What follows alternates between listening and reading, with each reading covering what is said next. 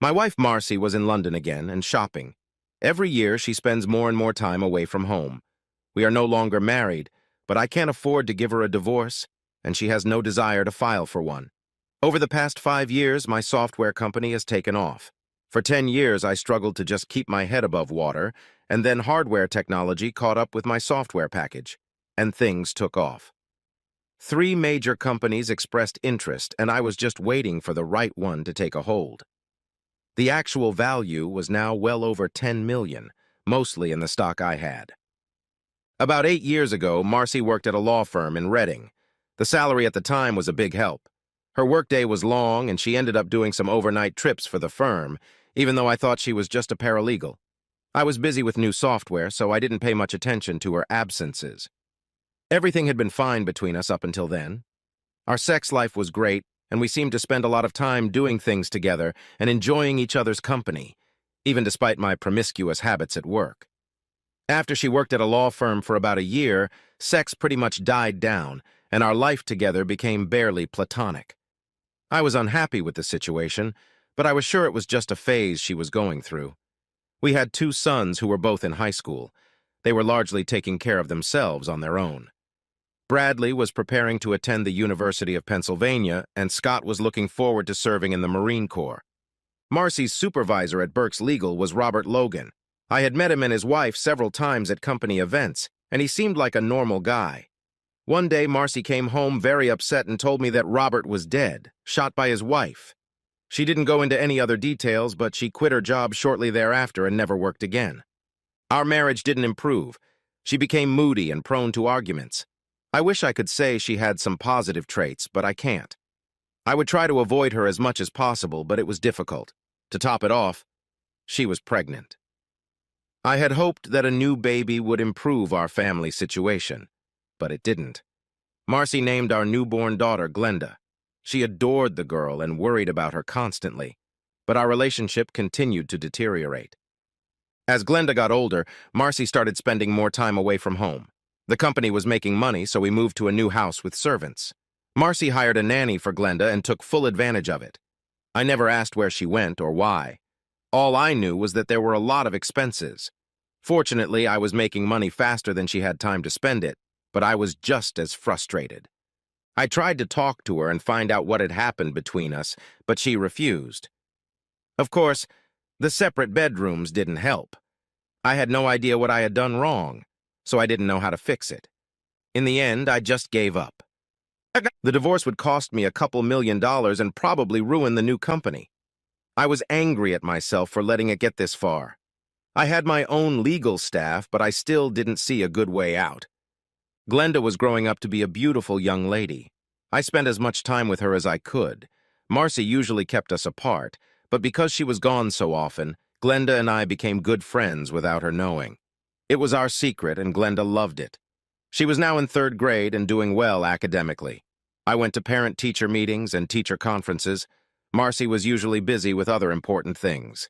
Bradley and Scott were on their own and were doing fine. My marriage was a failure, but my kids made up for it. And then one day I got lucky. Janet Logan was sitting in my office waiting for me. I was surprised because I thought she was in jail for killing her husband. She had aged a lot.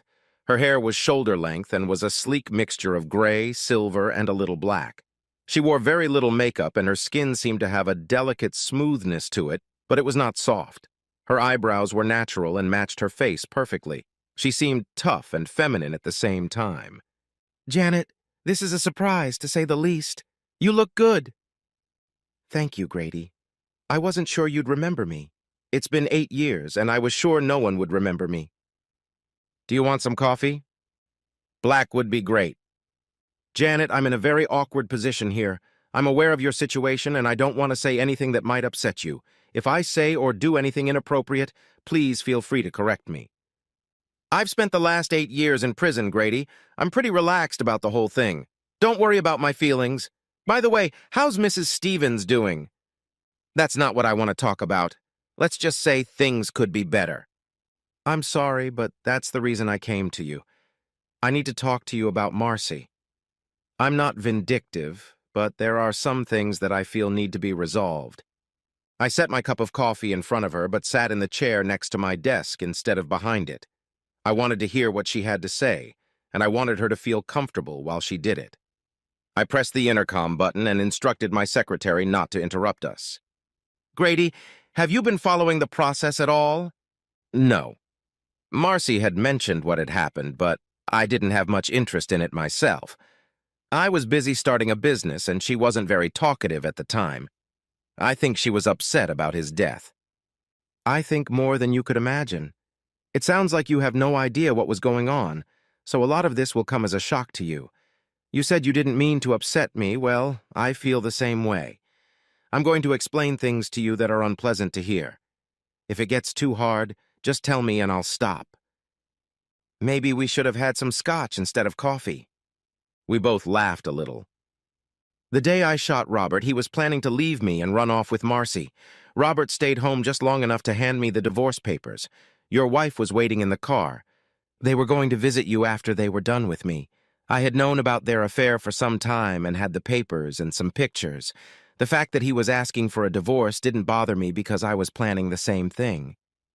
"Janet, I had no idea. I was living in my own little world at the time.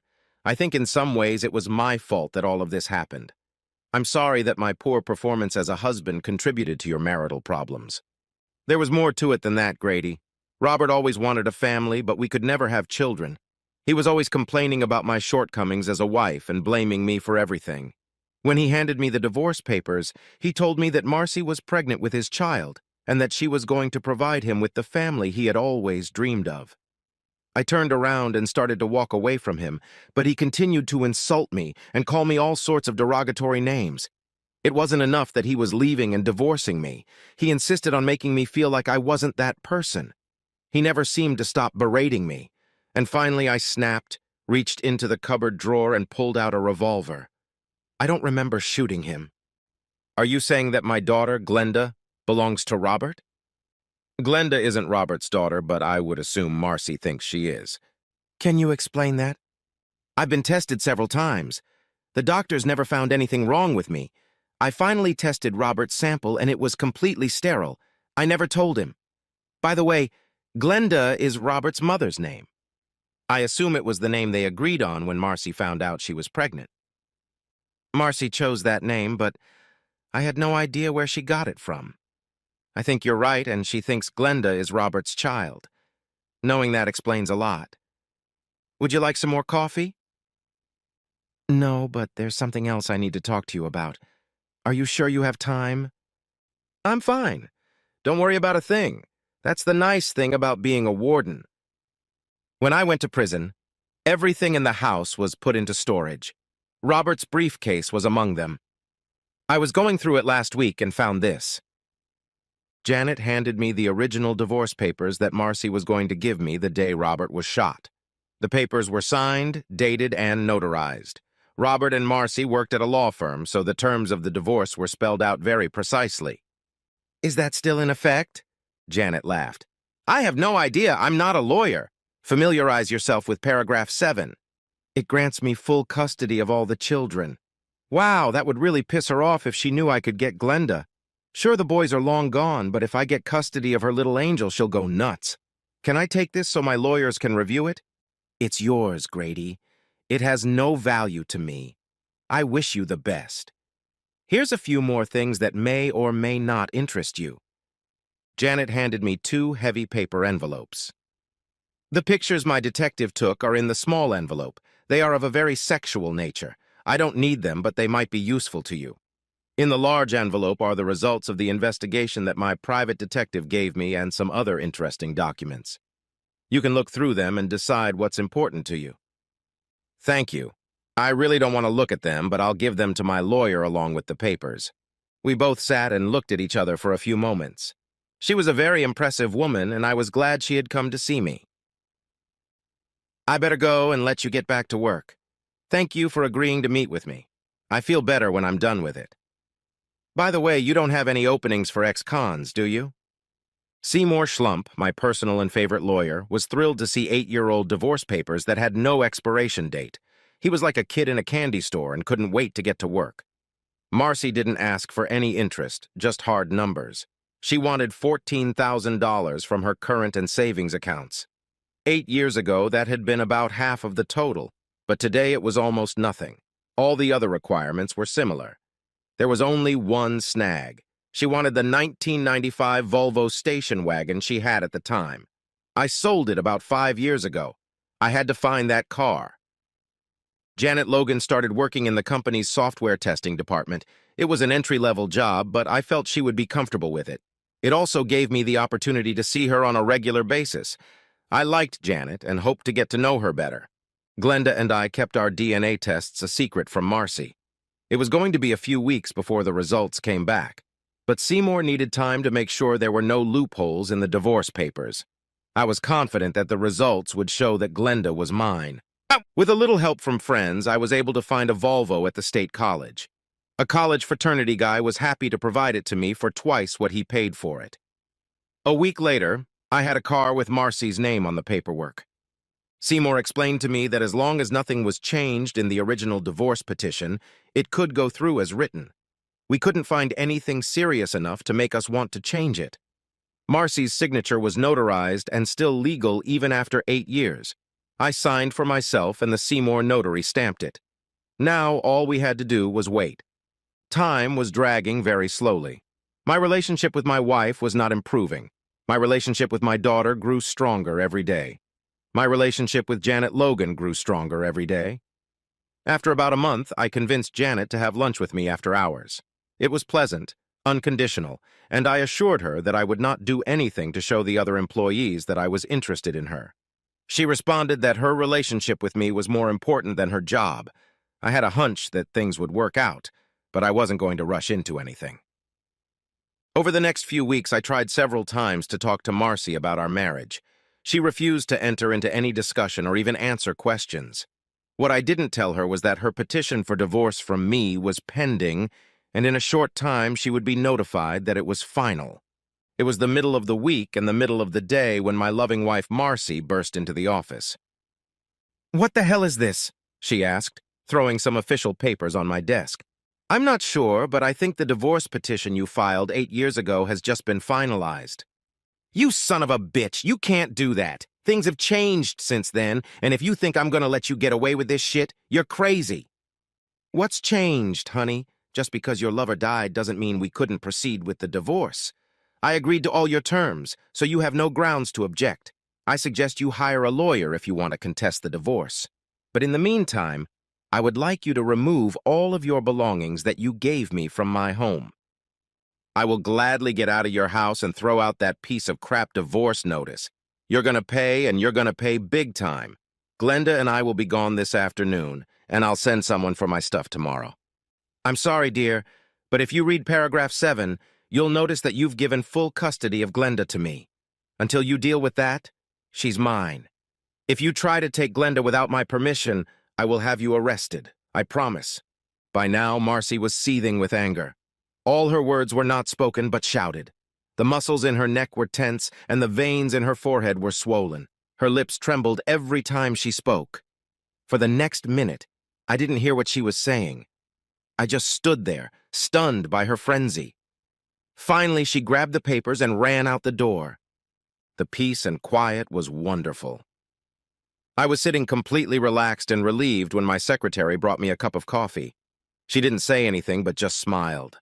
I spent the rest of the day canceling cell phones, credit cards, bank accounts, and insurance policies. I called Janet, and she agreed to have dinner with me and Glenda that night.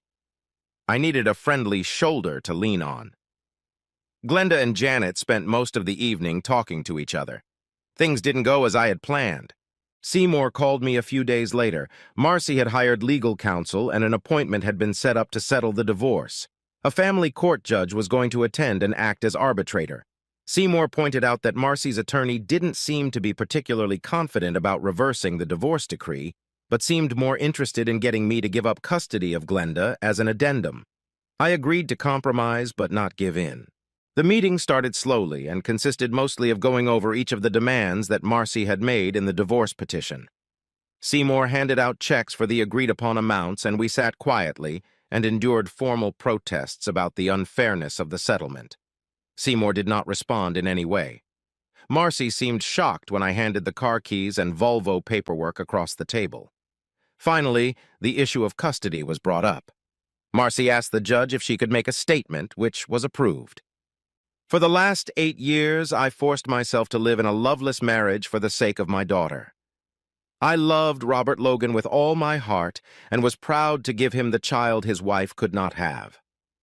Robert Logan is the father of my daughter, not Grady Stevens. Mr. Stevens has no rights to Glenda, and I will not tolerate the daughter of the man I loved being raised by a stranger. On this basis, I am seeking sole custody of Glenda Stevens.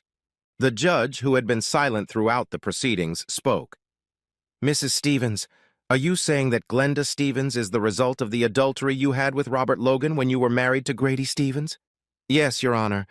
The way you phrased it sounds a little derogatory, but Robert Logan and I were lovers and soulmates. We never felt we were doing anything as dirty as adultery. We were planning or starting our own lives together when his tragedy occurred. Glenda is proof of our love, and I don't want Mr. Stevens to be involved with her in any way.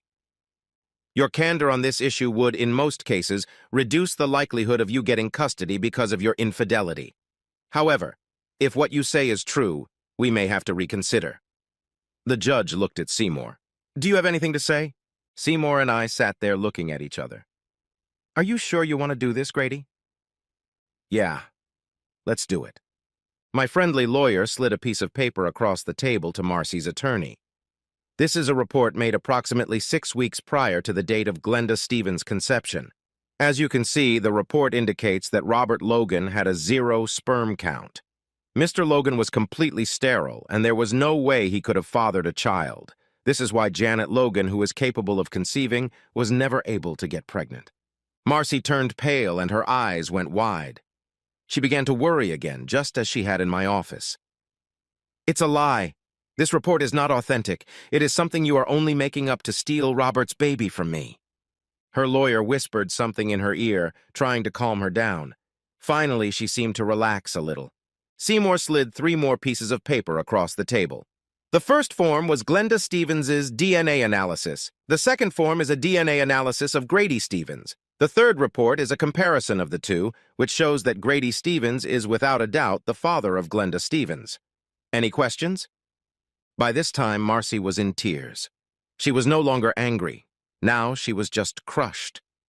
She sobbed uncontrollably as her attorney asked for a short recess. After the break, my ex-wife's attorney acknowledged custody but asked for some sort of visitation agreement. I agreed to allow Marcy to see Glenda every weekend and 2 holidays a year, at her discretion. Marcy decided that she would like to see Glenda on Christmas and her birthday. For the rest of the meeting, Marcy sat quietly. I went back to work without saying anything to her and left Seymour to do the paperwork. I couldn't believe I'd gotten off so cheap. If Marcy had been a better wife for even a few years, I would have been willing to share the wealth. I had never denied her anything, emotionally or financially. I was willing and able to do anything for her, but somehow I failed to live up to her expectations as a husband. I never could figure out what Robert Logan had that I didn't, or what he did for her that I couldn't. The photos Janet left behind didn't show that he was anything special in a physical sense. I gave copies of the photos and the results of the investigation to Marcy. Inside the investigation were 2 reports of Robert meeting other women at the motel at the same time he was seeing Marcy. I hoped she enjoyed reading these. All my attempts to get an explanation from Marcy were rebuffed. The divorce left me with a sense of failure. I found little solace in Glenda and Janet. Marcy moved in with Robert's mother, Glenda. Apparently they had become friends over the past few years. Unfortunately, nothing good came of it for Marcy. To support herself, my ex-wife took her time selling off the jewelry and designer clothes she had accumulated at my expense. It took her a while to realize that her lover's mother was doing the same. After 6 months, Marcy moved out and went to live with her sister in Norristown. At first, Marcy took Glenda every weekend. Then she started calling and making excuses that she couldn't come for one reason or another.